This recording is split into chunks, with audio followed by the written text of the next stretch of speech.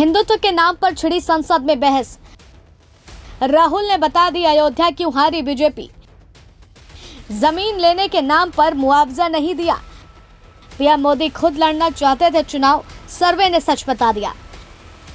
18वीं लोकसभा की शुरुआत के साथ आज दूसरे हफ्ते में नेता प्रतिपक्ष राहुल गांधी को बोलने का मौका दिया गया और इस मौके पर राहुल गांधी ने सत्ता पक्ष को जम करके घेरा है और कई ऐसे आरोप लगाए हैं जिसके चलते खुद सत्ता पक्ष सदन में उठकर बोलने लगे और कहने लगे कि नेता प्रतिपक्ष गलत बयानबाजी कर रहे हैं। जो कि बताते चलें कि राहुल गांधी बड़े ही जोशीले अंदाज में आज सदन के अंदर गरजे हैं और अब ऐसे में अयोध्या के बारे में भी बहुत कुछ कहा है जिसके चलते संसद में शोर मच गया। जहां राहुल अपनी बातों से हिंदू को हिंसक बता गए तो साथ ही उस दौरान फैजाबाद सांसद अवधेश प्रसाद से भी हाथ मिलाया। इस दौरान उन्होंने लोकसभा में माइक बंद किए जाने का भी मुद्दा उठाते हुए कहा कि आपने देखा मैंने अयोध्या शब्द यूज किया और मेरा माइक ऑफ हो गया। अयोध्या ने राम भगवान की जन्मभूमि ने बीजेपी को मैसेज अच्छा दिया है कि वो क्यों वहां पर हारी है। वहीं सांसद अवधेश प्रसाद का जिक्र करते हुए राहुल ने कहा आपके सामने मैसेज बैठे हुए हैं।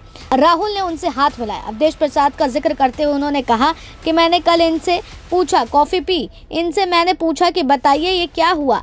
बीजेपी ने राम मंदिर का उद्घाटन किया था, आपको कब पता लगा कि आप अयोध्या में जीत रहे हैं।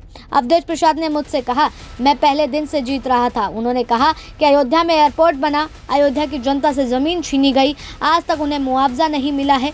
जो भी वहाँ छोटे छोटे दुकानदार थे उन सारों को की दुकानें तोड़कर गिरा दी गई। अब लोगों को सड़क पर ला दिया गया है और अयोध्या के उद्घाटन में अडानी थे, अंबानी थे, मगर अयोध्या का कोई नहीं था।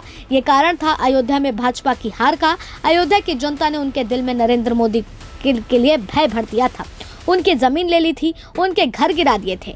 फिर अयोध्या के गरीब लोगों को, किसानों, मजदूरों को मंदिर के बाहर तक नहीं जाने दिया। और पहले तो था कि खुद मोदी जी अयोध्या से चुनाव लड़ेंगे, लेकिन इनके मिले सर्वे के अनुसार उनको बता दिया गया था वहां क्या होने वाला है और यही वजह है कि खुद मोदी जी वहां से चुनाव नहीं लड़े। अब ऐसे में लगातार जो बयानबाजी चल रही है और आज राहुल गांधी जिस तरीके से सदन के भीतर गरज रहे हैं, अब ऐसे में देखना होगा कि सत्ता पक्ष इसका कैसे जवाब देगी, क्योंकि नेता प्रतिपक्ष के लगाए गए आरोप बहुत ही ज़्यादा आक्रोशमय और कहीं ना कहीं सत्ता पक्ष को घेरने के लिए काफ़ी थे।